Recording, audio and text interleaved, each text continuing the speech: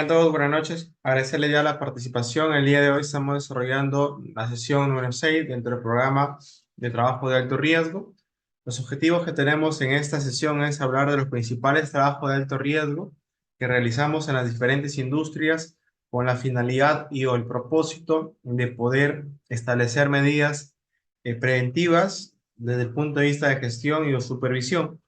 Dentro de los objetivos específicos que podemos tener es conocer las herramientas de gestión que podríamos establecer en los diferentes trabajos de alto riesgo, saber cuáles son los documentos y registros que se aplican en los diferentes sectores económicos. Ahí vamos a hablar de los principales trabajos de alto riesgo.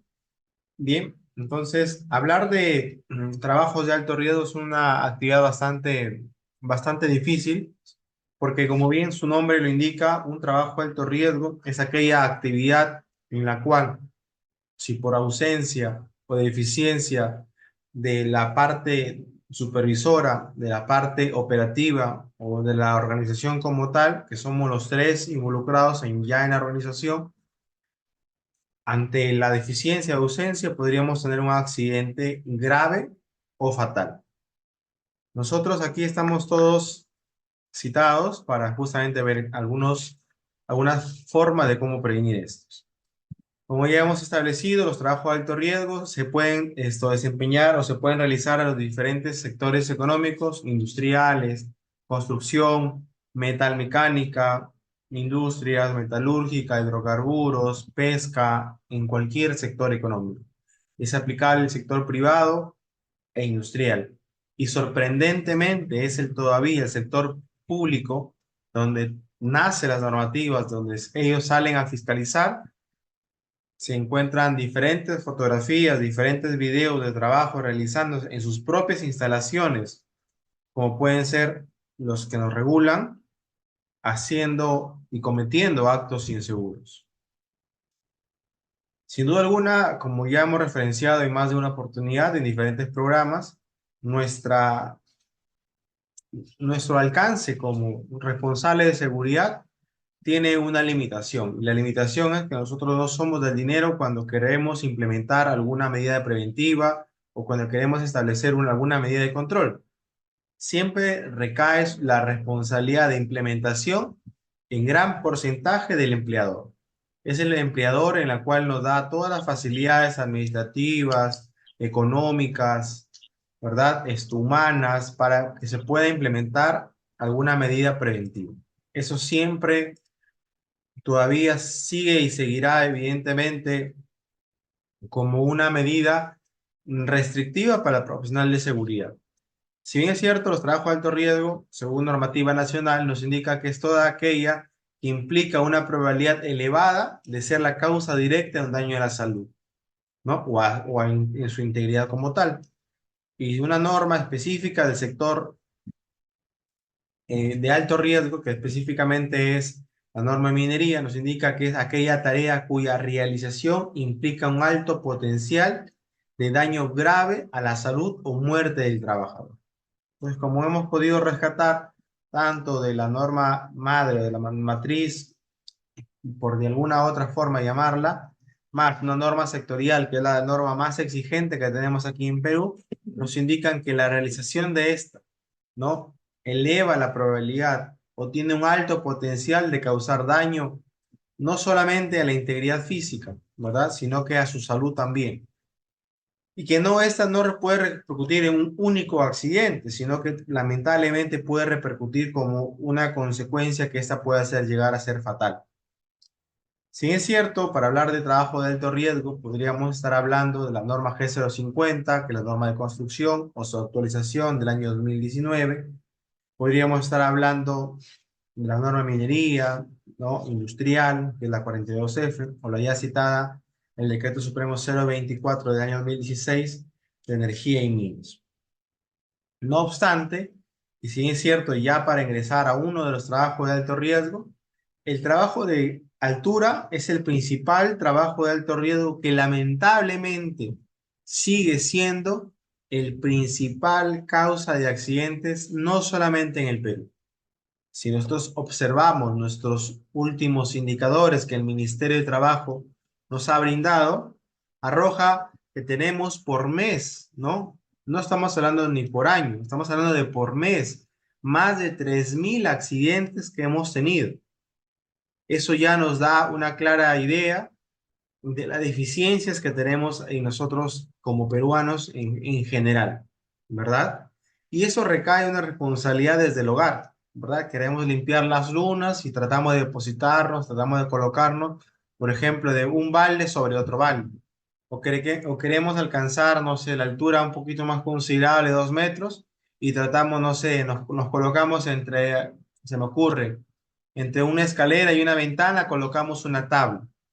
Situaciones así que se pueden ver de forma cotidiana en el hogar suceden no únicamente en esto, sino que también en el campo laboral lo observamos con mucha frecuencia. Brindar un primer auxilio a una persona que tiene una fractura abierta, que no solamente hay un daño estructural, sino que hay un daño netamente de arterias, venas, ¿no? Tendones. Es un trabajo bastante difícil. Es por eso que nosotros desde aquí siempre y nos incitamos a todos, ¿no? Que nos sigamos capacitando. Como recomendación, siempre digo que lo más importante será primeros auxilios y combate contra incendios o uso de extintores. Eso como mínimo, ¿no? Y si es que usted quiere agregar un podio, un tercero adicional, podría ser materiales peligrosos. Pero siendo primeros auxilios nuestra principal preocupación. En nuestro país hermano Chile, ya le hemos citado en más de una oportunidad, los niños, ¿no? Desde jardín o estimulación temprana, cómo aprenden mediante juegos los primeros auxilios. Acá pasamos probablemente inicial, primaria, secundaria, centro pre, instituto, universidad, maestría, y lamentablemente no nos enseñan lo que son primeros auxilios. Ese tipo de eventos como tal, este es un proyecto en el cual nosotros hemos participado, una, una oportunidad bastante interesante. Migrábamos del sector industrial al sector de construcción, era una bonita oportunidad para poder ejecutar trabajos, pero miren ustedes, hay muchas oportunidades de mejora, definitivamente que sí. En este proyecto, cuando nosotros hemos llegado, en este proyecto, hace 4 años atrás, en este proyecto hubo un accidente mortal. Un arquitecto fallece a producto de una caída de un sexto nivel, ¿sí? Luego una escalera le llega a perforar el estómago, ¿no? Y luego le cae un trabajador. Los trabajos en altura nos exigen la obligatoriedad que a partir de 1,80 m tengamos, ¿no? Medidas de prevención. ¿Cuáles son estas? Un sistema de protección contra caídas. Si yo les preguntara, ¿el sistema de protección contra caídas acá en Perú se dan a partir? Usted tendría que decirme a partir de 1,80 m. Hasta ahí vamos bien, ¿no? A partir de 1,80 m es que nosotros tenemos la obligación de utilizar un sistema de protección contra caídas. Otra pregunta que si yo les realizo, el sistema de protección contra caídas, ¿quiénes lo conforman? Yo empiezo. El arnés es uno de ellos. Perfecto. Pero el arnés como tal no funciona solo, ¿verdad? ¿Qué más necesitamos? A ver, con la participación de ustedes. Vamos a ver. Estamos Mariela. Ahí está Mariela, adelante. Las líneas de vida y los TPP. Ya la línea, ¿no? De conexión más tu línea de vida, ¿no? Perfecto. Entonces, es lo mínimo que nosotros necesitaríamos para utilizar, ¿no? Un sistema de protección contra caídas. Uno de los grandes errores que todavía cometemos indicando que el sistema de prevención, ¿no? Contra caídas nos va a ir únicamente el arnés, cuando no es únicamente así, ¿no? Hay 3 elementos mínimos que se necesitan para utilizar este sistema. Y es fácil, ¿no? Sino que probablemente por un tema de términos que quizás ahí falten mejorar. A ver, si nosotros seguimos analizando ¿qué oportunidad de mejora podemos encontrar? yo les doy algunas ideas, ¿no? Acá igual se están utilizando unas escuadras que aquí tienen una especie, ¿sí? Como ustedes pueden ver, y estoy tratando de que se pueda visualizar mejor, ¿sí? Aquí hay siempre estructura fija como tal, que va amarrada, en este caso, al muro de la estructura, ¿no? Sin embargo, acá también se le ha colocado una DRIS, ¿no? Si les preguntáramos a nosotros en el sector de construcción, la norma G050 nos indica que tenemos que utilizar drisas ¿de qué calibre? ¿De 3/4 o 5/8? Es lo que nos manda, nos referencia a la norma. No podemos utilizar una menor, ¿sí? Una menor no podemos utilizar, no deberíamos utilizar una menor, ¿ya? ¿Qué más? ¿Qué oportunidades usted podría encontrar? Ah, usted dice, no, lo que pasa es que los compañeros, si es cierto, no están de repente tan expuestos o tan cerca al abismo, a la caída, pero ya está en la parte superior. Y deberíamos, ¿no? Acá los arnés de seguridad, ¿no? O el sistema de protección contra caídas.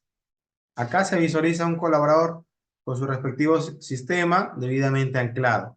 Perfecto. Acá también, ¿no? Bien, bien. Acá nuestro monitor Manuel Otero, que en ese momento era bien. Sin embargo, todavía teníamos oportunidades de mejora, ¿no?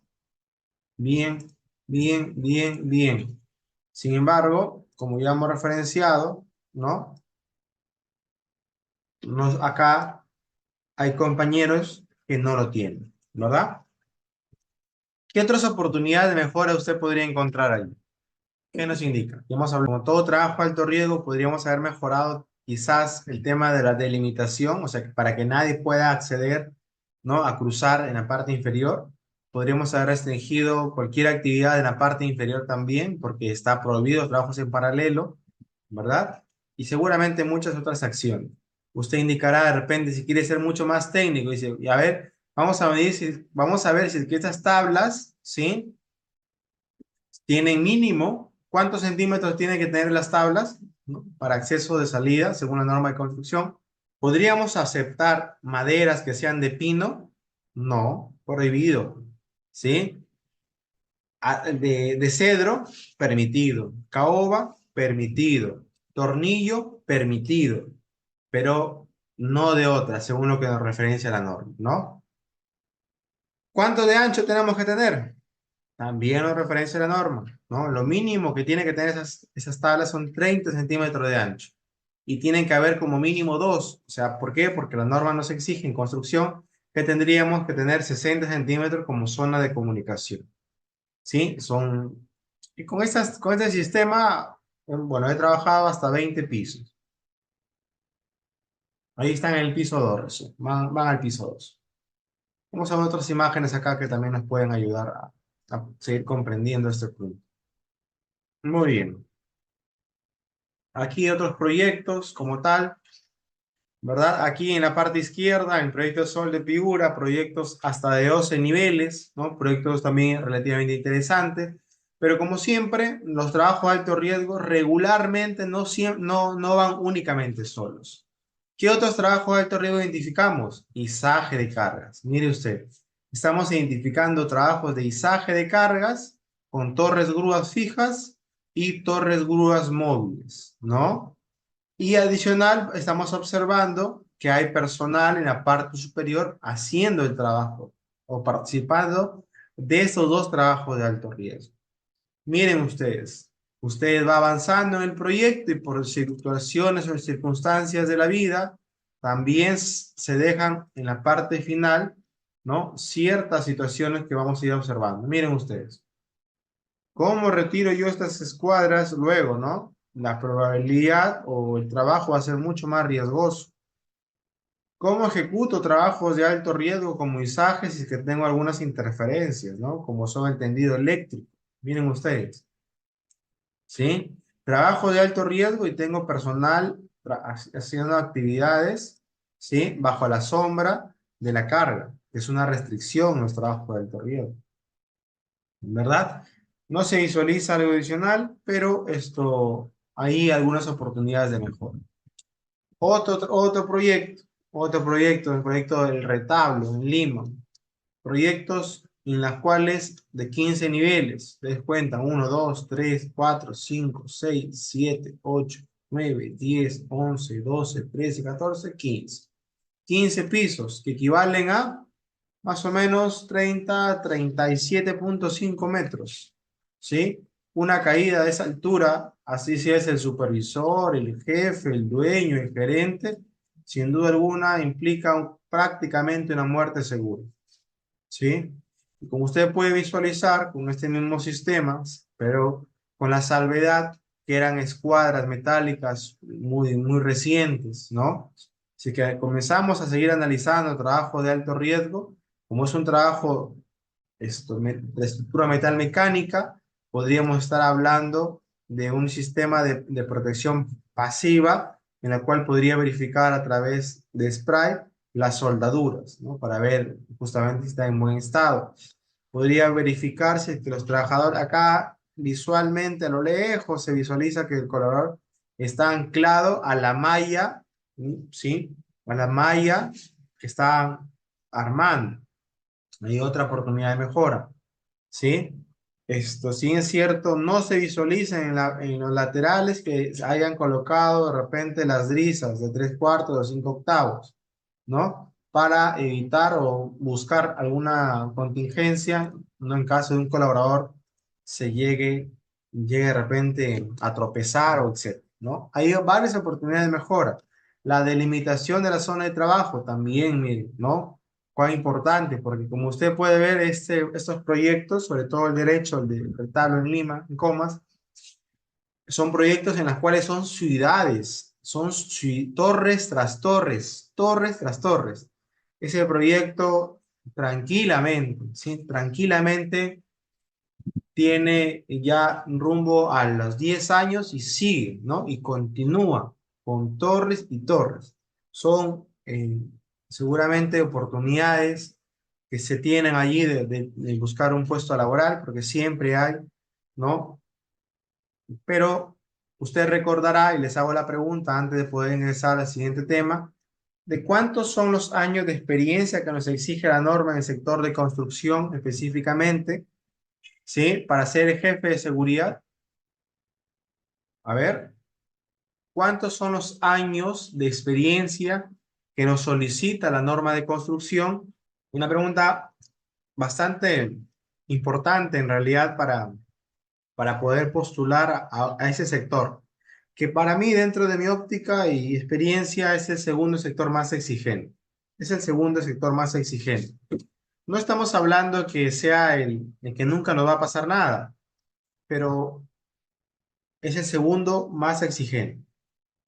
Para ser jefe de seguridad o en la norma de prevención, en la norma de construcción nos dice jefe de prevención de riesgos laborales. Para ser el jefe de prevención de riesgos laborales nos exigen 5 años, ¿sí? Y para ser el prevencionista, o sea, el segundo que está a cargo, nos exigen 2 años. Ya, ese punto que aparentemente es sencillo, es importante porque sobre todo, ¿no? De repente en una empresa del sector privado como que a veces hasta lo manejan, pero cuando trabajamos ya con el Estado, ¿no?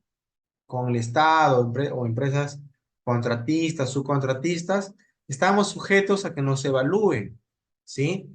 Que nos evalúen no solamente los 5 años de experiencia comprobada, porque en el sector en el sector privado regularmente no todas las empresas tienen un control muy estricto, pero en el sector privado, sector público sobre todo, hay un proceso de evaluación, ¿no? En las cuales regularmente también te evalúan y corroboran esos años de experiencia. Por ejemplo, si es que yo tuve una experiencia de, no sé, de 6 meses en una empresa que estuve por recibo por honorarios, en este sector regularmente no lo cuenta o no lo contabiliza, ¿no? Bueno, he tenido, de repente ustedes tienen otro tipo de repente de expertise que es totalmente válido, pero me ha pasado, ¿no? Que, por ejemplo, cuando se trabaja por recibo por honorarios, por de repente algún servicio específico, que adquieren nuestros servicios, de repente de prevención, o quizás vamos como profesionales a una organización, ¿no? De forma muy específica, no lo contabiliza cuando es recibo por honorarios en el sector público, ¿no? Y es más, ¿no? En el sector público también hay algunas empresas que en su término de referencia colocan pues que tengan, no sé, si es que vamos a hacer obras civiles, que tengan su experiencia comprobada en ese rubro, ¿no? En esa especialidad, ¿no? O dependiendo que fuera eléctrica, sanitarias, estructura metalmecánica, lo que fuese, ¿no? Pintura, acabado, no lo sé, lo que fuese. Pero allí un dato no menor, ¿ah? Un dato no menor para ver si es que nosotros mañana más tarde tenemos la oportunidad de trabajar en este sector, en este rubro que es bastante interesante. Ahora ingresamos a lo que es trabajos de zanjas y excavaciones. No sin antes, si es que usted tuviese alguna pregunta, alguna duda, alguna inquietud respecto al trabajo de alto riesgo, específicamente altura, háganlo. Si no, igual ya estamos pasando al segundo trabajo de alto riesgo, que es zanjas y excavaciones. Zanjas y excavaciones, ¿sí? Mientras a ver si ustedes van haciendo la consulta. Zanjas y excavaciones, estimados colegas, sin duda alguna, también es un trabajo crítico. Es un trabajo que requiere mucha atención. Sobre todo, lo mismo que hemos hablado en tema de altura, sobre todo con las famosas interferencias. Porque las interferencias, estimados colegas, las interferencias juegan un papel clave aquí. Imagínate que estemos ya terminando el proyecto, estamos terminando de repente el día y, no sé, una excavadora, ¿no? Hace contacto, no sé, con una red de gas, ¿no? Bueno, producto de la actividad se genera chispa, lamentablemente se rompe el ducto del gas y se genera la explosión, ¿no? La deflagración. ¿No? Lamentablemente, allí esas situaciones suceden. ¿Por qué? Porque si bien es cierto, la norma nos indica, cuando es un terreno en el cual se tenga la certeza de que es un terreno virgen, que no se ha tenido ninguna clase de actividad o no ha tenido ninguna interferencia por el ser humano, ¿no? Igual habrá que ver, habrá que analizar, ¿no? De repente que en esta zona sea segura. Pero cuando ya, por ejemplo, estoy trabajando en una zona urbana, yo tengo que considerar de repente si es que hay luz, agua, desagüe, el tema del internet, el tema del gas, ¿no? Entre otras situaciones. Hay que comenzar a evaluar. La norma nos exige que a partir de 2 metros ya de profundidad se ejecute, ¿no? Correctamente con los planos actualizados del lugar en el cual se va a ejecutar la trabajo. Con un especialista, porque hay varias situaciones que vamos a ir considerando también. Bien, sí es cierto, la norma GC50 es la madre, por así decirlo, la norma en la cual nosotros nos guiamos mucho en el sector de construcción. Y si que usted quisiera ver el tema de minería también, tiene exigencias muy parecidas a lo que vamos a ver el día de hoy, ¿no? Y bueno, hay otras normas internacionales como la OSA, que es la Administración de Seguridad y Salud, ¿no? Que habla netamente de excavación. Vamos a ver justamente esos estándares. Acá, por ejemplo, acá tenemos medidas de prevención como son los bancos, ¿no? O los banquetas, como algunos lo conocen. Los bancos o las banquetas son un sistema de protección, ¿no? Que se realiza con la finalidad de ¿qué? Con la finalidad de evitar derrumbes. Miren ustedes, acá estamos viendo un claro ejemplo. Estas se realizan con la finalidad, con el propósito de evitar derrumbes. Miren ustedes, que son una especie de gradas, o si fueran gradas, ¿no? Son gradas, pero se le conoce como bancos o banquetes, ¿ya? La excavación, ¿cuál es la diferencia entre una excavación y una zanja? Claramente acá está, ¿no? La excavación es cualquier remoción de tierra, ¿no? Por debajo de la superficie, pero tiene características un tanto distintas respecto a la zanja. La zanja es un poquito más longitudinal, aquí está el término, longitudinal, no supera, ¿no? Una excavación angosta, no mayor a 5 metros de ancho. Entonces, teniendo esa consideración de 5 metros de ancho, es lo máximo que se puede tener. ¿no? Y que es más longitudinal, es mucho más largo. En cambio, una excavación, pues, entonces, teniendo esa consideración, podemos estar hablando de 5.5 o 6 metros en adelante, no de ancho. Vamos a ver algunos ejemplos acá. ¿Qué otras medidas de prevención usted conoce cuando hablamos de zanjas y excavaciones? Cuando hablamos de zanjas y excavaciones, ¿alguna medida que usted conozca? ¿Cuál sería? A ver, Fiorella Núñez. Fiorella, ¿alguna medida preventiva que usted podría establecer si que está realizando de repente una remoción de tierra y va, no sé, va a hacer un cambio total del alcantarillado, ¿no? De una zona X? ¿Alguna otra medida que usted recuerde? Acá tenemos un aporte ya. Ya tenemos acá por el tema de derrumbe, nos indica nuestro colega Manuel Bruno, ¿no? Entonces, algunas otras medidas de prevención o control es los famosos talud. El talud es lo que más se trabaja, ¿no? Regularmente más se trabaja, ¿no? Casi siempre se trabaja a 3/4, ¿no? O sea, 75 más o menos. Las calicatas se ejecutan con qué opción o con qué finalidad. Las calicatas es una especie, ¿no? De excavación que se puede hacer de forma manual o utilizando alguna máquina, pero se realiza con la finalidad de hacer, por ejemplo, evaluación del suelo para verificar alguna interferencia, ¿no? Como las ya citadas previamente. Entonces, dentro de los potenciales que tenemos, ¿no? De peligros y riesgos, es, por ejemplo, el que una persona pueda aproximarse a en este caso, ¿qué sería esto? ¿No? A una zanja, ¿verdad? Entonces, estimados, para recordar, únicamente para recordar, en el trabajo de zanjas, ¿no? Tiene que haber una escalera. ¿A partir de qué profundidad? A ver, ¿a partir de qué profundidad tenemos que utilizar las escaleras?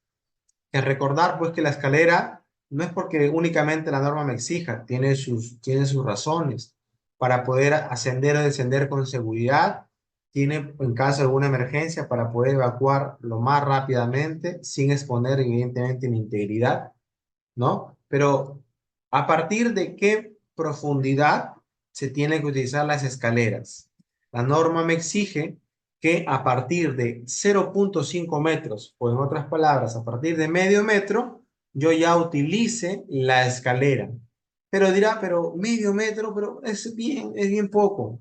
Claro, puede ser poco, pero ¿por qué se utiliza a partir de 0.5 metros? Porque a partir de ya medio metro yo tengo la obligación, por ejemplo, si es que quiero descender, me voy a aventar, ¿sí o no? Y si es que me aviento, se me puede doler el pie o me puedo llegar a caer, no sé, me puedo lastimar alguna parte de mi cuerpo. Lo mismo sucede para poder retirarme. Si es que yo quiero salir ya medio metro es de forma considerable. Por ejemplo, los que trabajamos en el rubro de hidrocarburos o metal mecánico o construcción u otros, saben claramente, evidentemente, que no todos, sí, no todos tienen la misma edad, ¿no? Hay personas mayores de 50 años, 60 años, 40 años, y no todos tienen la misma habilidad. ¿Te imaginas para que pueda retirarse, ¿no? Medio metro ya, para que pueda salir, va a tener que quizás empinarse un poco, ¿no? Con su defecto, tratar de salir impulsándose y quizás pueda caerse. Son algunas de las razones que yo les puedo brindar y ustedes se encuentran algunas otras adelante, siempre en el chat, bienvenidos, ¿no? Pero esa es la razón. Si nosotros revisamos rápidamente la norma, nos vamos a poder dar cuenta que nos dice, ¿sabe qué, ingeniero? A partir de 0.5 metros, usted use las escaleras. Y las escaleras tienen que tener también unas características, ¿verdad? Puede ser una escalera tipo V o de tijera, como le llaman. No, la norma no me pide ese tipo de escaleras, ¿verdad? Puede ser escaleras tipo lápiz. Tampoco me solicitan tipo lápiz, ¿verdad? Las escaleras, por ejemplo, las que son móviles, como que la que se puede visualizar acá, puedo utilizarla en esta oportunidad es una mala elección. ¿Por qué es una mala elección? Porque estas articuladas o escaleras articuladas, o móviles, como yo lo pueda llamar, es incorrecta. ¿Por qué? Porque lo que la norma también me dice, del vértice, ¿sí? Del vértice hacia arriba, tiene que haber 1 metro. ¿Y por qué se utiliza 1 metro? Porque la norma nos exige que sea 1 metro. Justamente por la acción que yo te acabo de mencionar, para ascender y descender con la tranquilidad del caso. ¿De acuerdo? Hay otro dato no menor. Las escaleras en caso de zanjas y excavaciones tienen que estar lo más cerca posible, me dice la norma, a una distancia no mayor a 7,6 metros las escaleras. Mira ese dato. Otro dato importante, toda persona, indistintamente del tipo de suelo, la norma no lo señala, no lo segrega, pero te dice, a partir del vértice de la zanja o excavación hacia afuera, ¿no? Por ejemplo, donde está los bomberos quizás, o quizás quien está de chaleco rojo, ¿no? Del vértice hacia afuera, ¿cuánto es la distancia como factor de seguridad? La norma me exige, ingeniero, por favor, desplácese como mínimo 1,50 m. ¿Por qué razón? Porque el terreno de repente se pueda esto de repente partir, no es el término más correcto, pero puede que tengamos un deslizamiento, ¿no? Y para evitar que usted se pueda accidentar, por favor, y todos sus trabajadores, no se acerque a una distancia no, no mayor, ¿no? O sepárese a una distancia no menor a 1,80 m. Ingeniero, pero ¿qué pasaría si es que yo tengo una zanja, una excavación y, por ejemplo, quiero hacer esas torres de 15, 20 pisos que usted me ha enseñado, ¿no? Que están haciendo. Evidentemente hay que hacer un mejoramiento de suelo, ¿sí o no? Definitivamente que sí. Pero voy a requerir equipos o herramientas de poder que generen vibración, ¿no? Como los rodillos, ¿no? O los chupeteros, ¿no? O los rodillos bermeros, dependiendo cuánto sea la capacidad y qué es lo que quiero lograr, ¿no? Pero voy a necesitar elementos de vibración. Ingeniero, cuando usted tenga elementos o equipos o herramientas de poder con de vibración en una excavación, una zanja, por favor, no se acerque del vértice de 3 a 3 metros. ¿Por qué? Por la misma razón, porque genera vibración, ¿no? La norma también es clara. Cuando nos habla de los tipos de suelo, tipo de suelo tipo roca, A, B o C, ¿no? Que cada una tiene su respectiva capacidad portante o resistencia a cada centímetro cuadrado del suelo. Pero como hay vibración, y hay otro factor que menciona la norma, cuando hay vibración o cuando hay la presencia de agua, el tipo de suelo que inicialmente hemos evaluado, por favor, tómalo como en consideración que es el inferior. ¿En qué sentido? Si yo tengo un suelo tipo A y hay presencia de agua, ya no le consideras un tipo suelo A. Considéralo como mínimo un suelo tipo B, para que usted tome la medida preventiva necesaria en el caso. Hay otro dato que te quiero dar porque es importante si que comenzamos a analizar la norma, pero más que el documento, porque usted lo puede ya haber leído, algunas explicaciones que pueden haber, que podríamos necesitar. Cuando lamentablemente un colaborador, acá es un tema de primeros auxilios otra vez, cuando lamentablemente un trabajador se ha caído, sobre todo a desnivel, como se evidencia en la imagen, ingenieros, busquen la inmovilización total del cuello. Usted imagínese lo peor. Usted imagínese lo peor. Usted digamos, genere su primer auxilio a nivel extremo, por así decirlo. Pero seguramente esas medidas serán suficientes como mínimo para darle una oportunidad al trabajador que tenga mejores probabilidades o de sobrevivencia o de recuperación en el menor tiempo posible. Porque cuando una persona llega a caer, ¿no? Lo que más tememos o lo que más cuidamos nosotros como primeros respondedores o primeros auxiliadores es la cabeza, inmovilización de la cabeza. Hay técnicas, ¿no? Hay técnicas. Como mínimo ya le doy ahí el dato para que usted lo pueda revisar, por favor, porque es importante que todos lo sepamos, ¿no? Busque primeros auxilios, ¿no? Paciente con trauma o en su defecto, si usted quiere ver de forma puntual ya lo que yo le estoy brindando, eh, la famosa maniobra de tracción mandibular para todo aquel trabajador que ha sufrido una caída o un golpe y yo ya tengo o la certeza o al menos la sospecha. Maniobra de tracción mandibular. ¿Ya? Ahí dato número. Cuando tenemos el tema de desprendimiento de materiales, ¿no? De rocas, probablemente de equipo, de herramientas, etcétera, regularmente trabajamos, ¿sí? Con este tipo de bancos o banquetas, ¿sí? Sí es cierto, como está la profundidad, miren ustedes, es bastante la profundidad, ¿no? Se establecen los famosos muros de contención, ¿sí? Con la finalidad de evitar posibles derrumbes de las viviendas colindantes. Cuando evidentemente la remoción de tierra es poco, es bastante. Hace unas semanas atrás, uno de los profesionales que está con nosotros, ¿no? Nos decía, nos hacía la consulta, ingeniero, mire, nosotros trabajamos más o menos de 1.20 por 1.20, ¿no? Entre largo y ancho, pero a 60 metros de profundidad. Sinceramente, yo no había tenido esa oportunidad, ¿no? O experiencia de ver que personas puedan ingresar a hacer excavaciones manuales a 60 metros de profundidad, pero con un diámetro bastante pequeño, ¿no? Bastante reducido, ¿no? Y ahí igual nos aportaba, nos daba sus fotografías y videos, ¿no? ¿Para qué medidas de control podríamos establecer? Ahí es otro escenario totalmente distinto. ¿Por qué? Porque no solamente tienes el riesgo de repente de un derrumbe, ¿no? Tienes el riesgo también, el factor del oxígeno, que es bastante deficiente, los gases que podrían ser tóxicos, ¿no? Que pueden ser nocivos para el ser humano y otros factores que seguramente usted no tiene que dejar pasar de lado, porque la norma me dice, ingeniero, cuando usted tenga la oportunidad de trabajar con un metro 50 de profundidad ya, considere ya que es un espacio confinado también. ¿Por qué? Porque hay otro factor importante, ¿no?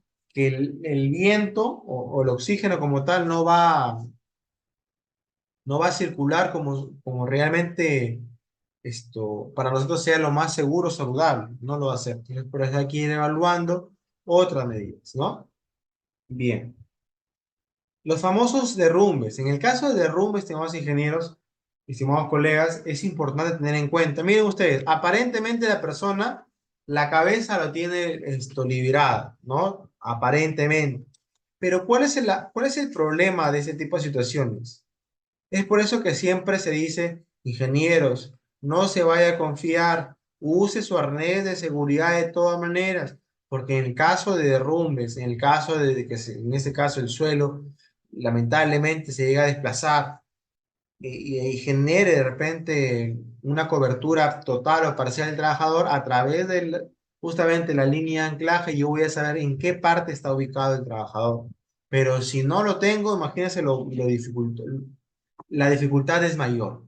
Pero yo les decía, ingeniero, sí es cierto, acá en el cuello, ¿no? La cabeza está liberada, pero hay un factor importante que de repente no se está considerando, que es la presión que tiene todo el cúmulo de tierra, ¿no? Todo el cúmulo de tierra sobre la persona. Aquí hay otro factor de primer auxilio. Miren ustedes cuán importante puede ser los primeros auxilios. Se dice que máximo, ¿sí? Máximo 5 minutos que dejamos de respirar para que las personas, todos nosotros como seres humanos, podamos sufrir daños neurológicamente severos e irreversibles. Podemos quedar de repente con alguna deficiencia, no sé, de movilidad de nuestro cuerpo, de habla, de escucha, no lo sé. Tantas cosas que podrían pasar. Pero 5 minutos como mucho, a lo mucho podríamos dejar de recibir oxigenación. ¿Por qué? Porque cada parte de nuestro cuerpo se alimenta justamente de oxígeno. ¿Qué es lo que usted tiene que considerar aquí? Le voy a hacer las preguntas. ¿Cuáles son los signos vitales que usted tiene que tener en cuenta aquí? O si alargamos la pregunta o la mejoramos, ¿cuáles son los signos vitales? A ver, ¿quién me quiere dar su opinión, su comentario? Todos son bienvenidos.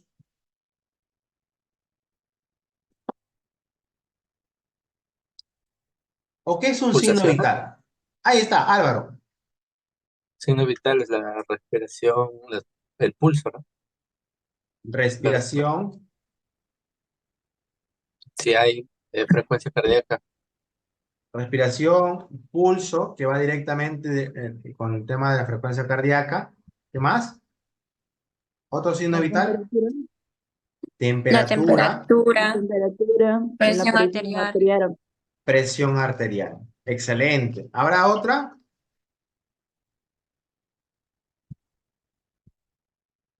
Bien. Cuando hablamos de respiración, usted, si es que identifica a un personal, a un colaborador en esta situación, de los 4 signos vitales, ¿cuál es lo más urgente que usted tendría que verificar? De inmediato. ¿Cuál es lo que tendría que verificar? El ¿Qué es lo pulso, primero que usted verificaría? el pulso, Pulso, Merion, Norman, pulso, Mariel, oxígeno, saturación de oxígeno. Bien.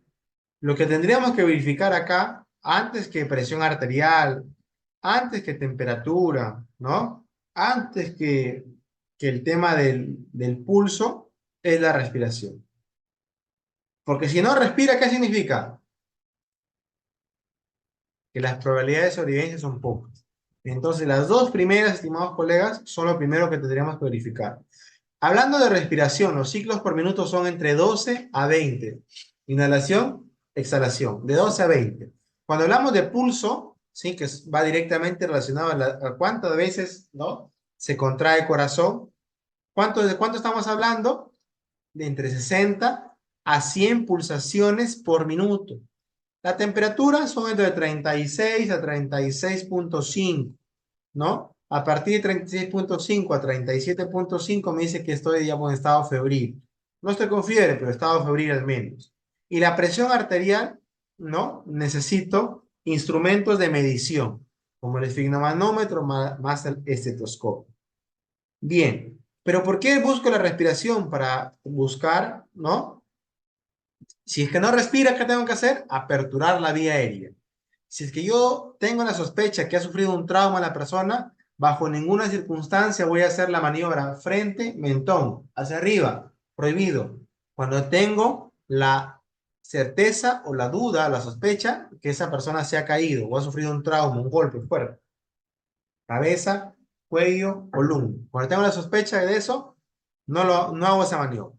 Hago la maniobra de tracción mandibular. De inmediato tengo que buscar el pulso. Pero ingeniero, pero no tiene manos para poder verificar está todo enterrado. ¿Dónde tendría que verificar? Igual el cuerpo humano tiene de lado derecho, izquierdo, ¿no? En sencillo. Tiene al menos 11 puntos para verificar justamente el pulso. Y uno de ellos, o el principal, está del cuello, ¿no? 3 centímetros a la derecha o 3 centímetros hacia la izquierda. Está, ¿qué arteria? Es la principal, ¿no? O la yugular, ¿no? Por ahí. Pero ¿qué arteria? Ahí está. La caroti. Vamos, vamos, ya está cerca, ¿no? La carótida, ¿no? O carotil, como algunos lo llaman también, ¿ya? Entonces, allí podríamos hacer la verificación. Y regularmente, estimados ingenieros, sí, voy a tratar de acercarme lo mejor que pueda, ¿no? Si es que yo evalúo en el tema por ejemplo, quiero hacer en la extremidad, si es que se pudiese, regularmente va, ¿no? Dedo menos hábil, ¿no? Dedo medio y el índice es el que evalúa justamente, es el que hace, ¿no? La medición del pulso. Ya saben ustedes, ¿no? Como responsables de seguridad o prevencionistas, saben que el pulgar no podría medirlo, o no podría hacer una medición con el pulgar, ¿no? Porque se dice que el pulgar como tal tiene su propio pulso. Entonces, regularmente lo que siempre se recomienda son entre dedos, suave, moderado y el índice un poquito más fuerte, ¿sí? Y ahí usted puede sentir. En este caso, estamos hablando del pulso. ¿Cómo se llama este pulso? Radial. ¿Ya? Radial. Ahí como dato. ¿Ya? Entonces, verifique. Entre 60 o 100 debería estar. Si es que está por debajo de los 60, ¿qué significa? ¿Cómo se llama eso? Bradicardia, ¿no? Se conoce como bradicardia. Si es que está por encima de los 100 pulsaciones por minuto, estamos hablando de una taquicardia, ¿no? Entonces, son datos ahí que no, podríamos seguir mejorando o reforzando, ¿no? El tema de, por ejemplo, de primeros auxilios.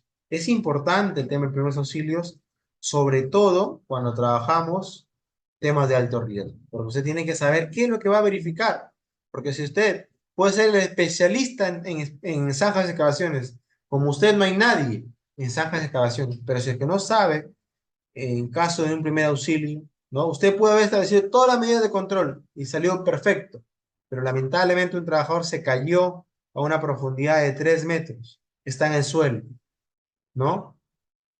Y si no sabe de primeros auxilios, hay un trabajo para todos, ¿no?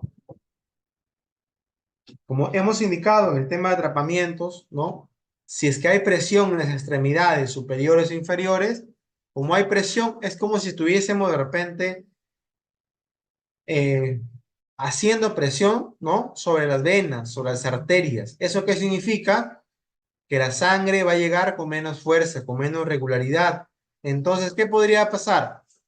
Podríamos sentir de repente mareos, ¿no? Somnolencia, sueño, cansancio, hormigueo, por falta de circulación correcta de la sangre.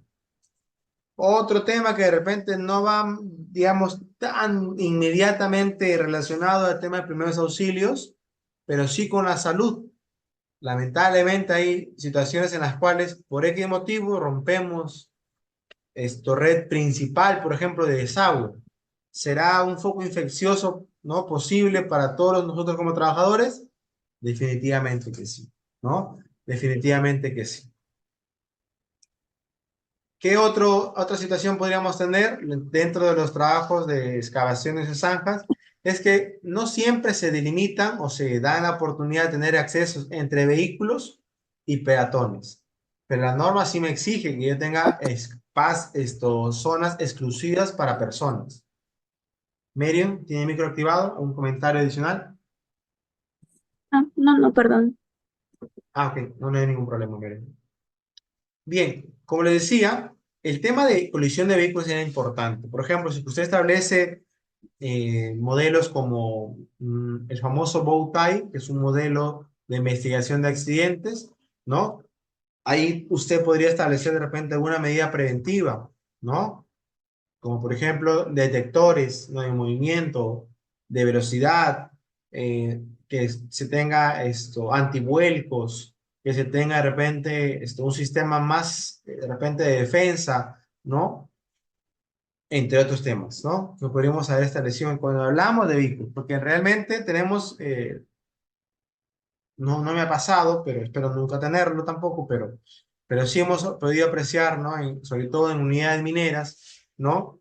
Que lamentablemente se llegan a generar vuelcos, ¿no? De sus equipos de línea marina, que son los trabajos en caliente.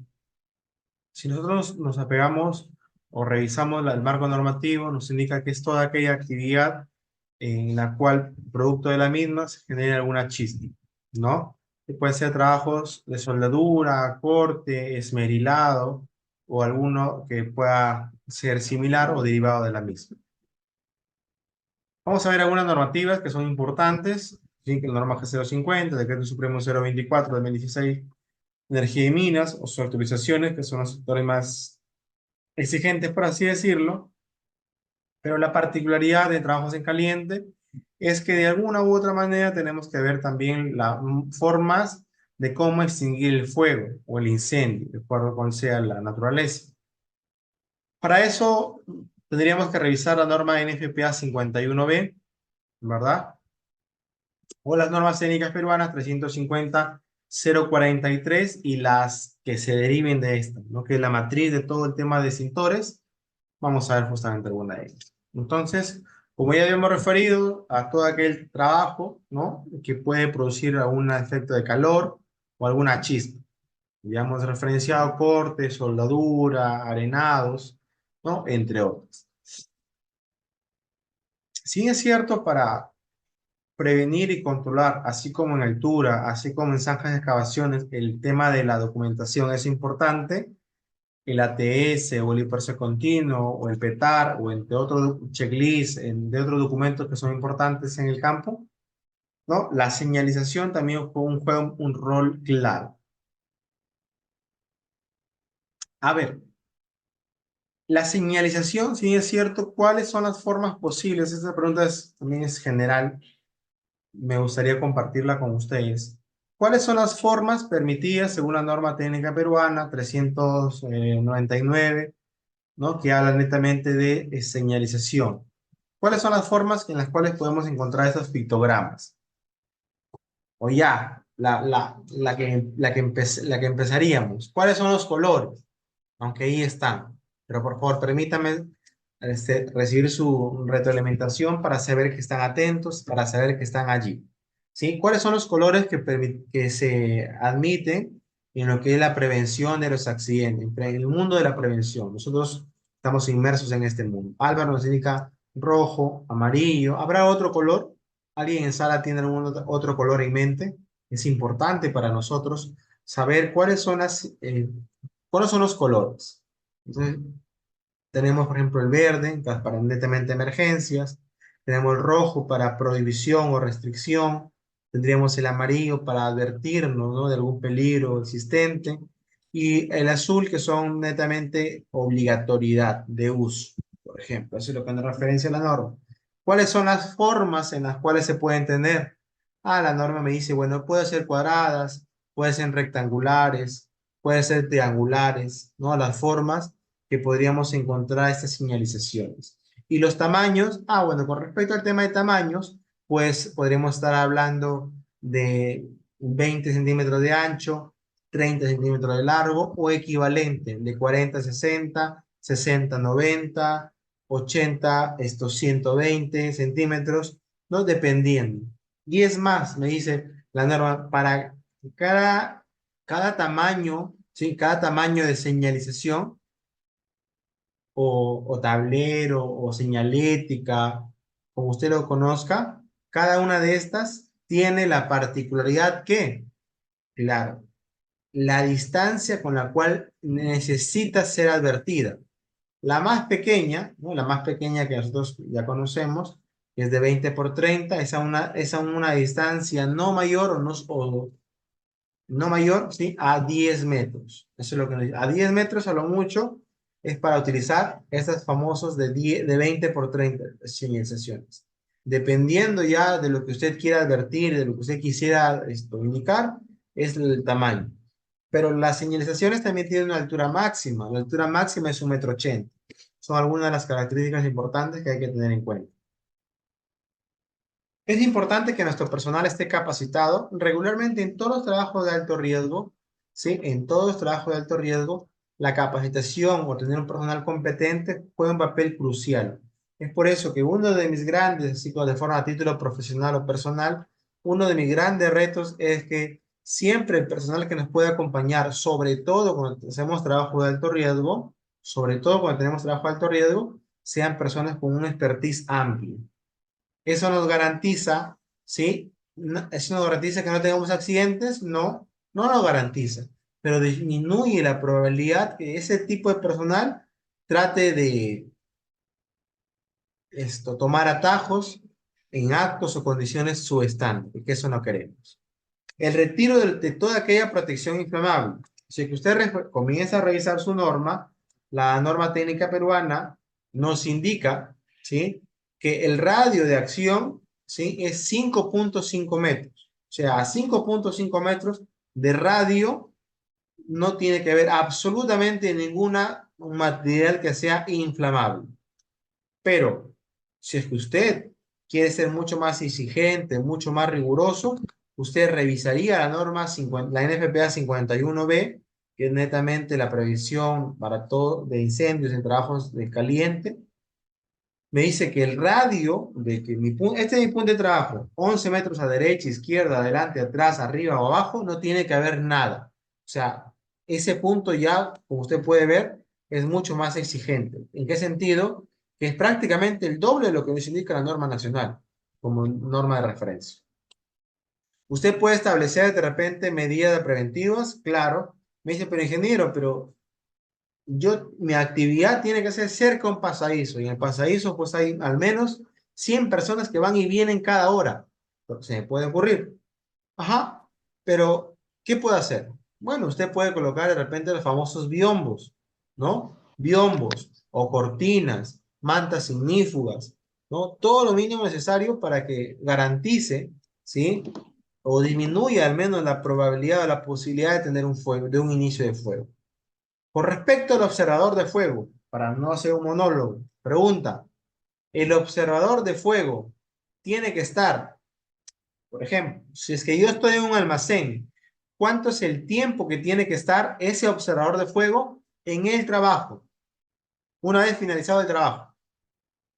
¿Cuánto es el tiempo que el observador de fuegos tiene que estar una vez habiendo finalizado el trabajo de corte, soldadura, esmerilado, arenado, etcétera? ¿Después de cuánto tiempo debe de permanecer de forma obligatoria según la norma nacional? Si es que yo estoy en un almacén, por ejemplo, de pinturas, ¿cuánto es el tiempo? ¿Alguien tiene un dato allí? No, recuerden que no hay respuesta mala. Aquí una respuesta que no sea la correcta no significa que se va a bajar un punto, no, para nada, acá todos estamos aprendiendo.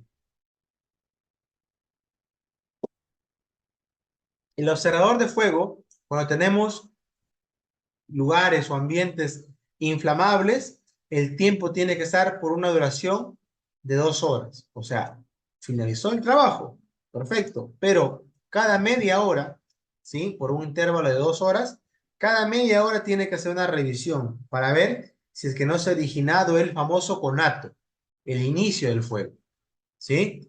Y si es que existiese, esa persona está capacitada, está entrenada para poder extinguir ese fuego, ¿ya? Pero si es que yo estoy trabajando en un ambiente libre donde no hay, digamos, almacenamiento de productos inflamables, el observador de fuego tiene la obligación de permanecer por un tiempo de media hora después del trabajo para verificar que justamente que esas chispas, ¿sí? No originen el tema del fuego. El contar con los famosos Altair o medidor de gases, ¿no? ¿Son importantes? Desde luego que sí. Regularmente los trabajos que me ha tocado hacer siempre son acompañados en 3 cosas importantes. O espacio confinado, ¿sí? Zanjas excavaciones o espacio confinado, trabajos en caliente, ¿sí? Cuando se configuran al menos 2 trabajos de alto riesgo a la vez, esto se vuelve más complicado. Pero tener una medición de gases ayudará a 2 situaciones importantes. Primera, ¿sí? De tener que la presencia, en este caso del oxígeno, es rica o es favorable para el trabajador. Porque usted recordará que los límites de explosividad que nosotros tenemos es entre 19.5 a 23.5 de los valores permitidos, ¿sí? De oxígeno en el ambiente de trabajo. Si es que es menor, yo tengo que buscar alguna forma, algún mecanismo de cómo el colaborador, de repente por interno lo más pequeño de trabajo, o con algún sistema de repente de equipo de respiración autónoma, darle alguna solución para que el trabajador no esté expuesto a esas condiciones de forma prolongada. O quizás dirá, no, no puedo hacer eso, pero sí puedo hacer de repente instalar ductos de extracción, que, como se coloca en las minas, ¿no? ¿No? O ventilación, dependiendo cuál sea el caso, ¿ya? Y otro aspecto importante es que el ambiente no sea explosivo, porque si es que el ambiente es explosivo y yo voy a hacer un trabajo en caliente, una pequeña chispa puede significar la muerte inmediata del trabajador o de los trabajadores.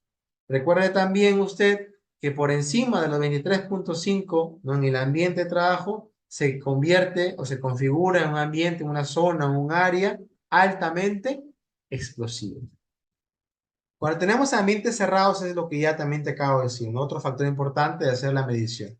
Cuando hablamos de protección, los biomos, las cortinas, ¿no? Las mantas ignífugas juegan un papel crucial. Respecto al observador de fuego, a ver, vamos a ver si es que estuvieron atentos.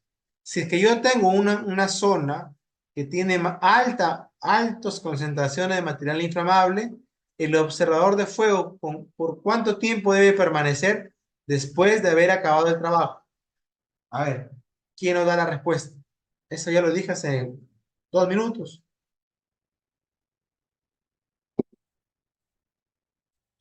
Mariela López. A ver, tenemos un chat, de repente es ella. No, no es Mariela. Mariela, ¿está ahí?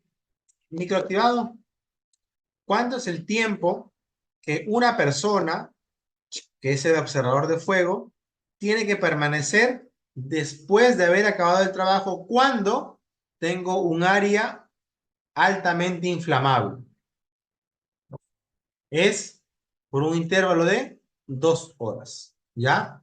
2 horas y la revisión, la supervisión o el control es cada 30 minutos para verificar que no se ha originado el fuego o el conato. Si es que yo estoy en un ambiente que no es inflamable, entonces el observador de fuego, una vez que acabó el trabajo de soldadura, por citar un ejemplo concreto, media hora después hace un nuevo control para verificar que no haya ningún elemento que se haya iniciado el famosa eh, el fuego, ¿no?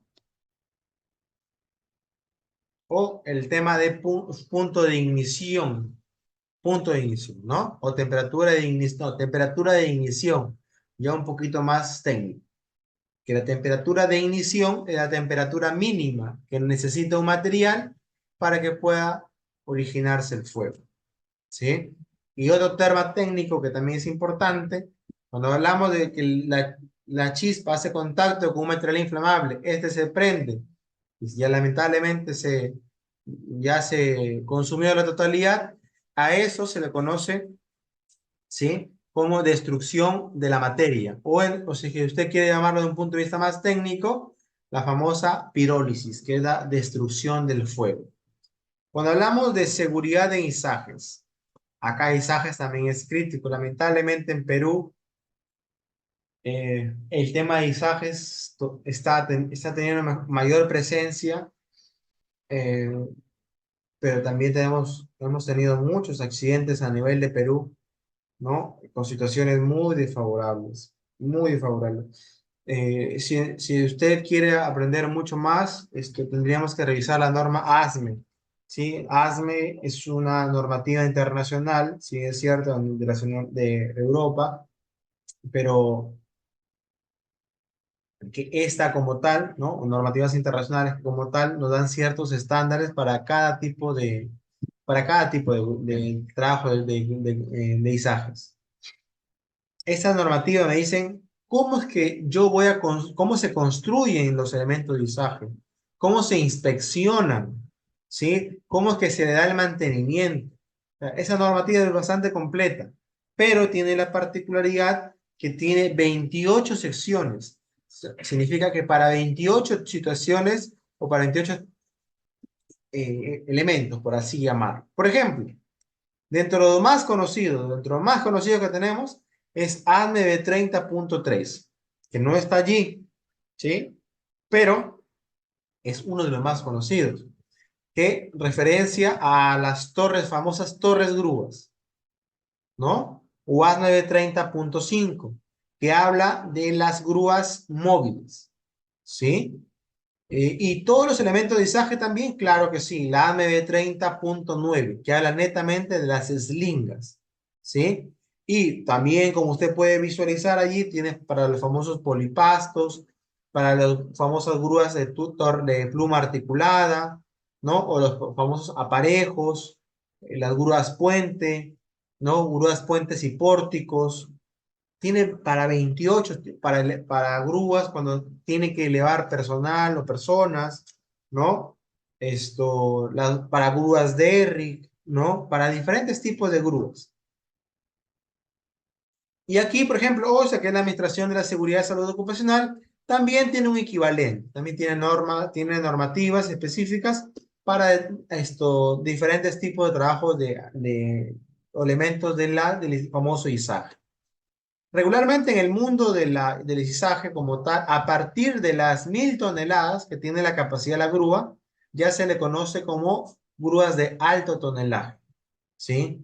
Nosotros, cuando hemos tenido la participación de trabajar con, por ejemplo, con grúas de ERRI o grúas móviles quizás, tienen esa capacidad, ¿no? No digo que nosotros no la puedan tener, pero con ese tipo de grúas, pues el personal regularmente, ¿no? Son personas que han llegado, pues, de otros países capacitándose, ¿no? Al menos lo que yo he conocido, lo que yo he podido apreciar. Acá en Perú también hay empresas capacitadoras para operadores o para rigger, ¿no? Pero las de alta, lo que he podido apreciar, pues personal, la teoría pues me puede decir una cosa, ¿no? Pero ellos, con la parte práctica, y yo siempre digo, pues, ¿no? Que el ingeniero, por más experiencia que uno pueda tener, siempre nos debemos guiar también, dejar soportar por las personas que tienen el tema práctico, porque de ellos absorbemos muchísima información, ¿no? Al menos esa es mi política, mi filosofía, porque yo considero pues que yo no le voy a enseñar, por ejemplo, no sé, a hacer un cambio del todo sistema hidráulico, ellos lo saben, ¿no? No sé, el tema mecánico, ¿no? Yo lo miraré de repente la grúa, ¿no? Pero ellos conocen al menos de mecánica también, ¿no? Los operadores conocen este tipo de situaciones. Vamos a ver algunos puntos importantes.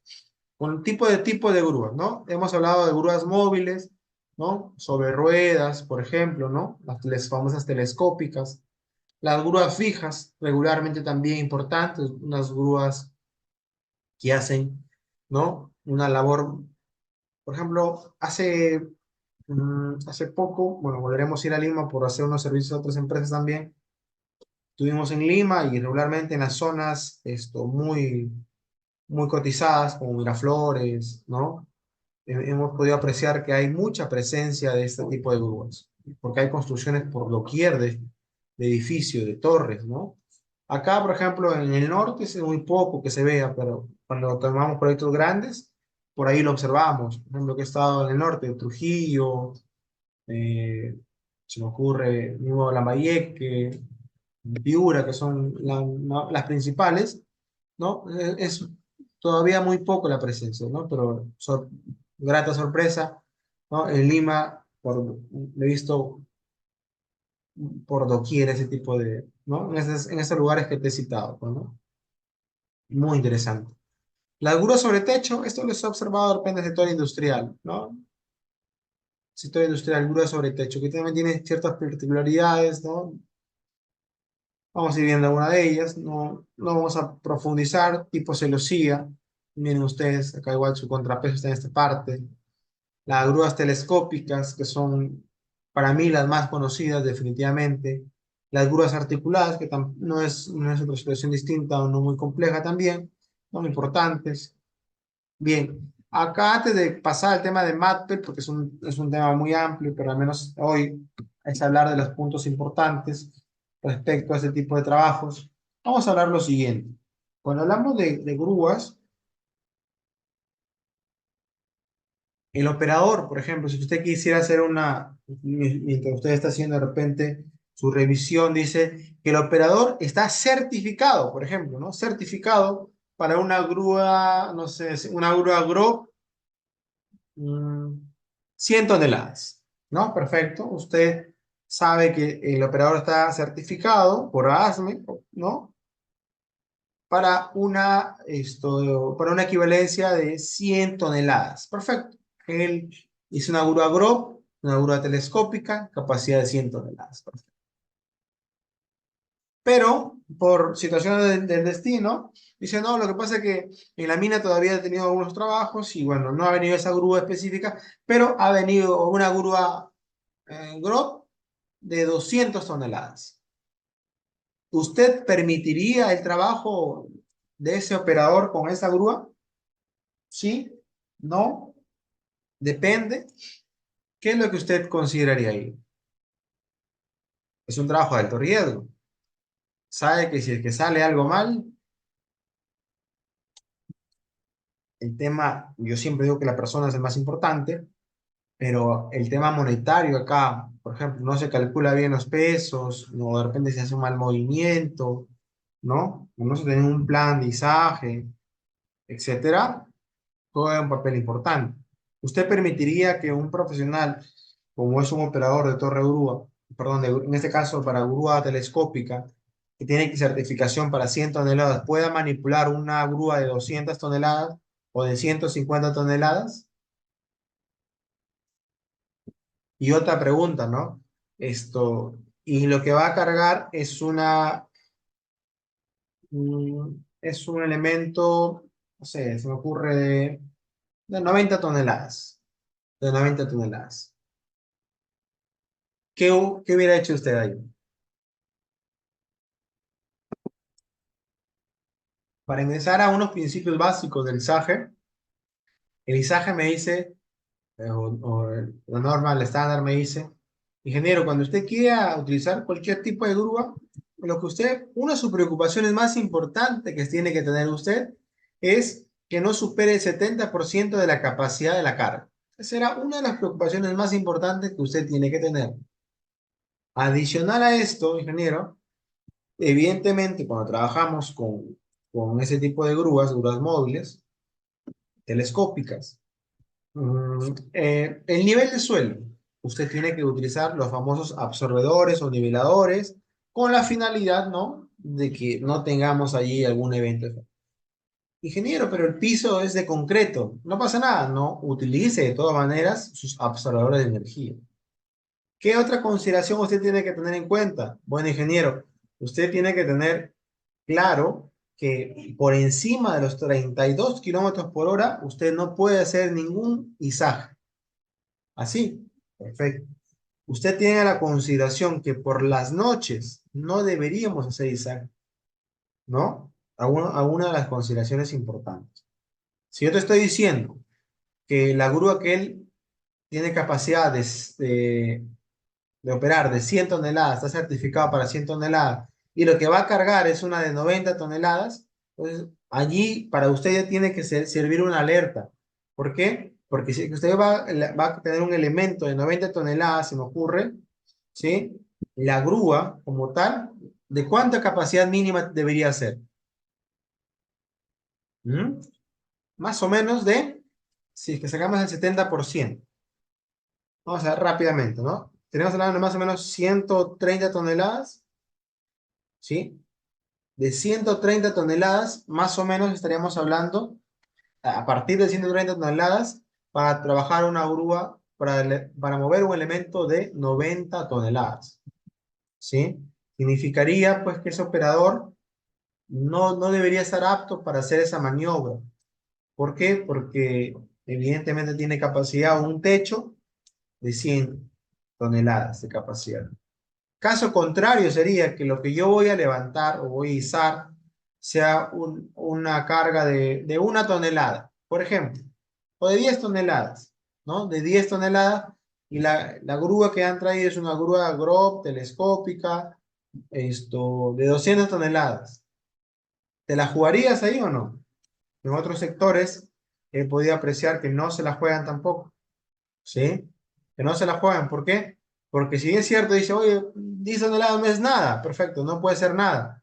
Pero el operador no estaba certificado, no está certificado para maniobrar una máquina de tal capacidad. Otro caso, ¿no? El operador está certificado por SANI, ¿no? Para manipular una grúa telescópica SANI, con cabina, con la que se visualiza. Pero finalmente trae una grúa articulada. ¿Podríamos dejarlo operar? Lo mismo, en otros sectores muy exigentes, ¿no? Se rigen sí o sí para el tipo de unidad, para el tipo de capacidad que ha sido contratado que va a maniobrar. Si es que hay alguna modificación, entre otros, no se hace la actividad. O como también llegó a pasar, de que nos brindaron la información de, por ejemplo, de una determinada unidad y llegó otro, ¿no? Ahí también, como les vuelvo a repetir, son decisiones, ¿no? Al fin y al cabo. Pero siempre, siempre buscando respaldarnos, ¿no? Y ahí usted puede respaldarse fácilmente, ¿no? Con el principio de primacía de la realidad, ¿no?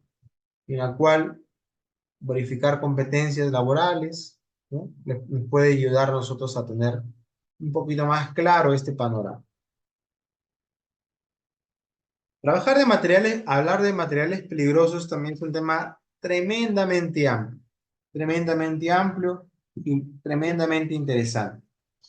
Vamos a ver, hay algunas normativas, ¿no? Por ejemplo, nos vamos a regir un poquito acerca de la ley 28256, que es la ley que regula el transporte terrestre de materiales y residuos peligrosos, y su reglamento, ¿no? El decreto supremo 021. No está aquí, pero también lo vamos a citar, ¿no? Aquí ya está. Y adicional a esto podríamos agregar muchas normativas como la que se citan, o normas internacionales como la NFPA, que juegan un papel importantísimo. Para hablar de materiales peligrosos en un estándar ya un poquito más exigente, definitivamente que está la norma NFPA 472. Vamos a ir viendo alguno de ellos, por favor, me gustaría recibir su participación en consulta. Aunque aquí aunque está allí, pero me gustaría recibir sus aportes, ¿ya? Para saber que están allí. ¿Cuántos materiales peligrosos, cuántas clases de material peligroso tenemos nosotros? ¿Cuántos serían? Su respuesta sería, está facilita, porque allí está. La pregunta es en el enfoque o con la finalidad que usted nos pueda referenciar la cantidad de materiales peligrosos, ¿ya? Aquí estamos haciendo un control adicional. La pregunta, a los colegas que no escucharon la consulta, la pregunta es, ¿cuántos materiales peligrosos existen? ¿Cuántas clases de materiales peligrosos existen? Ahí está en sala. Perfecto. Son 9. Gracias a Álvaro, a Raiza, a Merion, ¿no? Que están allí, como se dice, a puerta del cañón. Bien. Son 9 materiales peligrosos. Si es que les llegaran a preguntar dónde puedo encontrar esta información, fácil. Lo puedo encontrar en norma nacional, ¿no? O en norma internacional. ¿Qué opinan?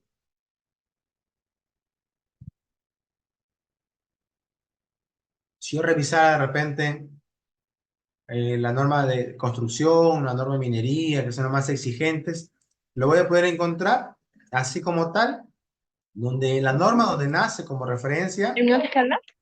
Pero la señora. Mariela.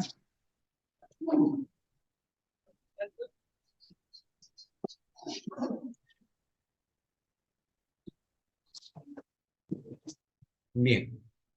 A ver, tenemos unos comentarios internacional, Merion Álvaro, ¿no? Perfecto. ¿Y la encuentro dónde? En la guía GRE, o el libro naranja, como uno lo conoce, ¿no? La guía de respuesta de emergencia. Esta famosa guía, ¿sí? Me da mucha información. Por ejemplo, cómo usar nuestro material, cómo usar la guía, cómo reconocer un material peligroso por nombre, cómo reconocer un material peligroso por el número ONU, cómo reconocer un material peligroso de repente por la forma del contenedor, por una marca corporativa, entre otros. Vamos a ver algunos ejemplos acá. ¿Cuántos materiales peligrosos existen? Son 9, ¿ya? Explosivos, gases inflamables, líquidos inflamables, sólidos inflamables, oxidantes y peróxidos orgánicos, materiales tóxicos y sustancias infecciosas, materiales radioactivos, materiales corrosivos y materiales misceláneos, son los misceláneos. Estas rombitos, figuras, pictogramas, se le conoce como las famosas placas DOT. Las famosas placas DOT se le conoce a estos pictogramas. Su propósito es advertir. Y lo que nosotros estamos acá, digamos de forma general mencionándolo, es con la finalidad que sepamos advertir los materiales peligrosos, ¿ya? Entonces, cuando hablamos de norma NFPA 471, se habla de los niveles que se han establecido, según esta normativa internacional, de la indumentaria de protección para hablar de materiales peligrosos o combate contra incendios. En el nivel 1 es el que no nos vamos a centrar, en el nivel 2 tampoco, en el nivel 3 es de nuestro interés en este tema específico. Porque en el nivel 1 son lucha contra incendios, entonces significa los trajes de bomberos como tal. Indumentaria de protección para altas temperaturas, ¿no? Ya podríamos estar hablando con fabricación de NOMEX, PBI, entre otros, o indumentaria de protección para productos químicos, ¿no? Que aquí tiene una subdivisión, indumentaria de protección para salpicaduras de líquidos, indumentaria de protección contra vapores, ¿ya? Vamos a ver algunos temas importantes como los niveles de competencia. ¿Cuántos niveles de competencia?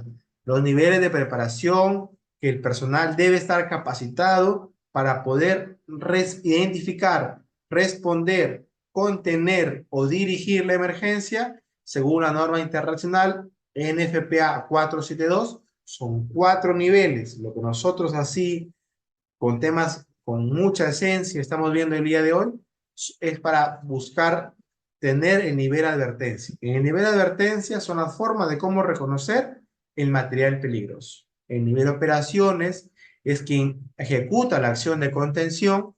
El técnico es quien puede identificar, puede ejecutar, pero además utiliza instrumentos de medición. Y el comandante de incidentes es quien dirige la emergencia.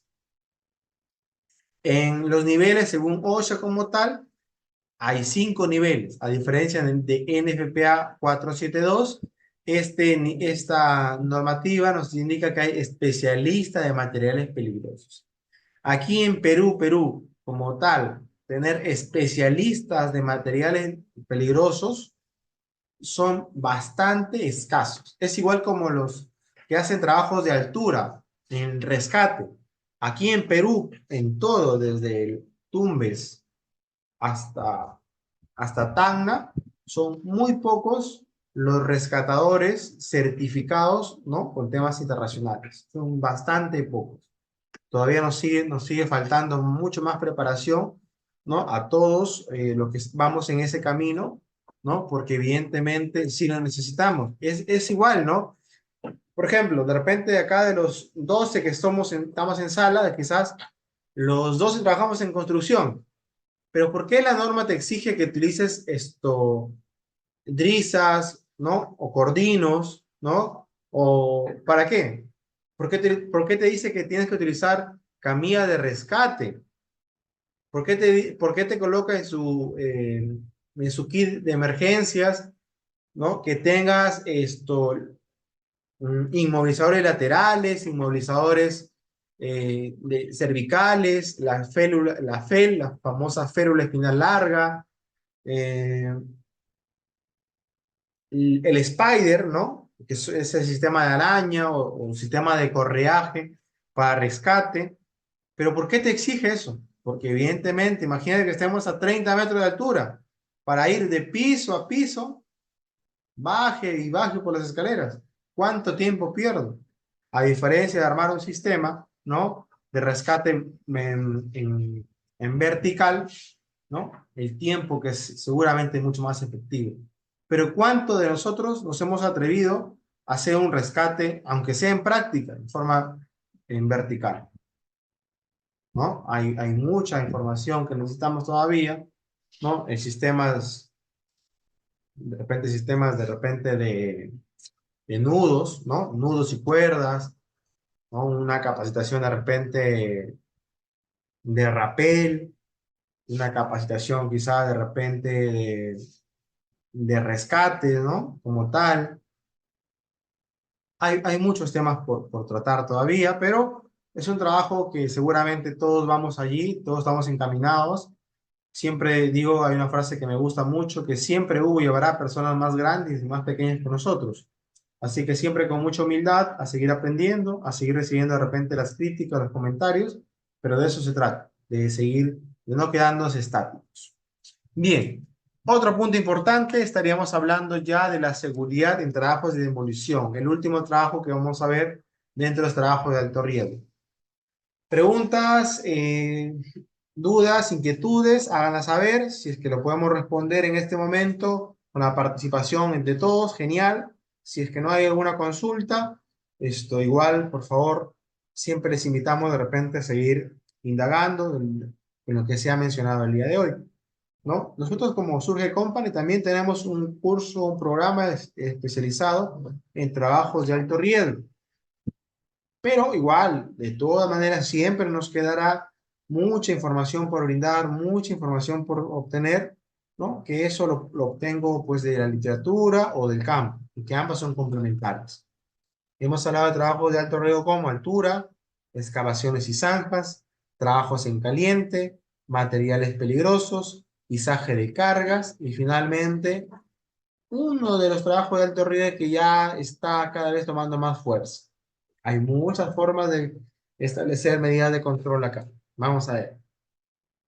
Allí las normativas habidas y por haber respecto a trabajos de demolición, la ley de seguridad, salud, trabajo y su reglamento, sin duda alguna debe estar bien identificada y las normas pues que van alineadas, ¿no? Normas nacionales, normas internacionales que hoy nos llaman a ver ese tema. Si bien es cierto, el trabajo de demolición es destrucción total o parcial de alguna estructura, ¿sí o no? Y por ende implica, ¿no? Que en esa demolición que se está haciendo, ya sea de repente manual, a través de combas, por ejemplo, ¿no? Robotizadas, ¿no? Porque hoy, por ejemplo, acá en el menos en Perú no he visto, pero me he topado con personas que han trabajado en España y dice, oye, pero allá trabajan con robots. No te creo. Y comenzando a indagar un poquito más, efectivamente, ¿no? Hay sistemas en los cuales hoy que simulan de repente unidades de equipo línea amarilla a una escala menor, pero hacen actividades de demolición, efectivamente, ¿no? Y por un lado, qué bien, ¿no? Por un lado, qué bien, porque eso ayuda a que la persona no esté expuesta a un contacto, a un corte, a una fractura. Pero por el otro lado, malo, es que es como la tecnología sigue y sigue quitando mucho más mano de obra. Como hemos referenciado, a diferencia de una construcción, la demolición tiene un principio básico de cajón, así como el trabajo eléctrico, que es su regla de oro, es desconectar cualquier fuente de energía. Aquí la regla de oro es que debemos empezar de arriba hacia abajo, cosa totalmente contraria en la construcción, que vamos de abajo hacia arriba. En la demolición, una regla de oro es trabajar siempre desde arriba hacia abajo. Otra de las reglas de oro en tema de demolición es que las escaleras al último, de preferencia. Las escaleras al último. Porque en caso de alguna emergencia es por allí donde yo debo evacuar. Imagínate que sean las escaleras los primeros que demuelan, ¿no? Y en caso de una emergencia, ¿cómo salgo? Si estoy en el tercer o cuarto piso, atrapado, ¿no? Hay que tener esa consideración. Otro de los temas importantes, antes de poder evidentemente hacer una demolición, yo tengo que hacer un estudio, ¿no? Adicional. Nosotros como seguridad no lo ejecutamos necesariamente, ¿no? Pero sí en conjunto. Cualquier trabajo de alto riesgo que hemos mencionado, nunca el ingeniero de seguridad dice voy a hacer de esta manera, así, así, así. No es así. Es el responsable de la partida o es el responsable de actividad, que puede ser el ingeniero de producción, el ingeniero de planeamiento, el jefe de obra, el superintendente de la mina, quien fuese quien haga la pares de quien va a ejecutar la actividad o el responsable de la actividad es él o ellos quien dice, voy a hacer este primer paso, segundo paso, tercer paso, cuarto paso, N pasos. Recién cuando llega, digamos, a consulta y participación del ingeniero de seguridad, nosotros, digo, bueno, ya ahora entendiendo qué es lo que vas a hacer, qué materiales, qué herramientas, qué personal vas a utilizar, yo te doy las recomendaciones que lo hagas de esta manera, de esta u otra, de otra forma, y así lo vamos a hacer de forma segura. Y muchas veces tendríamos seguramente conflicto, no, pero así voy a demorar mucho. Puede que sí demore un poquito más, pero esta es la forma segura. ¿O por qué no? ¿No? Yo en una oportunidad conocí a un gerente de proyectos en una unidad que conocía seguridad muy bien, que conocía seguridad muy bien. Y nosotros le damos medio de 8 responsables del proyecto, ¿no? Le dábamos las ideas de cómo podría hacer, ¿no? Pero él muy bien sabía las normas, ¿no? Sabía los puntos claves al menos de los diferentes sectores económicos para ver de qué manera lo podríamos hacer. Súper bueno. ¿Y eso cuánto nos gustaría? Porque no nos tiene que dar miedo que el ingeniero de producción, el ingeniero de calidad, el ingeniero de mantenimiento sepa seguridad para nada. Lo que sí nos tiene que llevar es a seguir aprendiendo más. Pero que sepa el ingeniero de producción de seguridad, al menos ya me deja un poquito más tranquilo que él o ella va a hacer trabajos también pensando en el personal. Y hablando de trabajos de demolición, sin duda alguna cumple un papel vital acá. ¿Por qué? Porque no se trata solamente de demoler, como ya hemos referenciado. Antes de demoler, yo tengo que saber cuántos años tiene la estructura, ¿no? Qué tipo de suelo es, si es que hay quizás alguna estructura colindante, de repente establecer una forma de contención, porque de repente las paredes, los muros, las bases de un edificio colindante quizás hayan sido muy débiles y quizás mi profundidad de demolición y excavación que yo necesite supere sus mismas bases de columna. Entonces, ahí el especialista ya de suelos, el estructuralista, vendrán a ver qué se puede hacer, ¿no? ¿Qué se puede hacer? Les comento un ejemplo rápido nada más. En un proyecto íbamos a construir una ampliación de un hospital central, pero mientras íbamos avanzando el proyecto, los especialistas detectaron que en una parte del edificio del hospital se estaba hundiendo.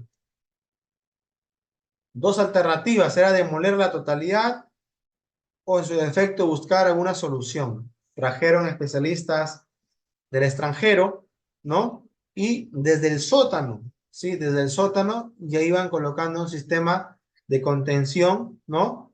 Y no recuerdo ahora el nombre de esa, es una especie de espuma, más otros aditivos, pero que le iban colocando, ¿no? Como refuerzos para que no siga cediendo. Y es más, ganar un poquito para que se pueda nivelar.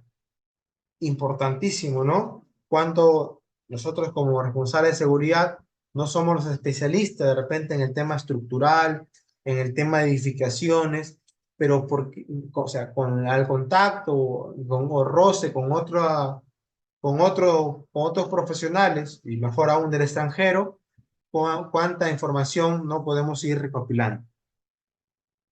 Finalmente, si bien es cierto, cuando hablamos del tema de estructuras, no solamente tengo la probabilidad que la estructura me cause un daño a mí o a mi equipo o a mi máquina, sino que también puede causar daño a las propiedades de terceros, ¿sí? Puede causar daño en su efecto a los 360 grados. Hay que tener ahí algunas medidas de control oportunas, ¿no? Como por ejemplo, imagínate que yo estoy demoliendo un área, no sé, de 1000 metros cuadrados, pequeña nada más, pero en la zona colindante sea un hospital. ¿Qué medida de control podríamos tener en cuenta? Uno es el ruido, otro es el tema de la proyección de partículas, otro es el tema del polvo, ¿no? Y para eso establecemos de repente mantas o un sistema de riego, ¿no? Que puedan ayudar a menguar o a disminuir esa situación que para nosotros puede ser muy complicada, ¿ya? Ver otros escenarios en el tema de demoliciones, hay que tener en cuenta, ¿sí? que dependiendo del tipo de demolición, yo tengo que tener mi resguardo, mi factor de seguridad. Recuerdan que yo les comentaba, ingenieros, no se vayan a olvidar que cuando yo tenga excavaciones que superen los 3 metros de profundidad, perdóname, los 2 metros de profundidad tiene que haber un estudio de suelos. Y si es que hay elementos que vibran en la parte inferior para que compacten el suelo, pues las personas no tienen que aproximarse 3 metros. Regularmente así también va a depender de qué es lo que voy a demoler, si va a ser con dinamita, va a ser de repente con, no sé, pues con algún elemento que genere vibración, ¿no? Con desbroces, hay que tener esa consideración, ¿no? De cuánto es el factor de seguridad que yo podría tener en cuenta. Va a depender también si es un ambiente cerrado, ¿no? Un proyecto aislado, o de repente es también involucra en la calle, que también hay otro factor acá que involucra el tema de la seguridad vial. Usted tiene que advertir, ¿no? A sus peatones, a sus transeúntes, cada 500, cada 300 y cada 100, ¿no? Que hay hombres trabajando, ¿no? Cuando estamos en avenidas o en la pista, por así decirlo, ¿no? Son formas también de advertencia, establecer de repente barricadas o sistemas mucho más rígidos que no permitan, pues, que los vehículos puedan colisionar o puedan golpear, o ellos incluso tener un accidente. Hay formas acá adicionales a que tenemos que tener en cuenta.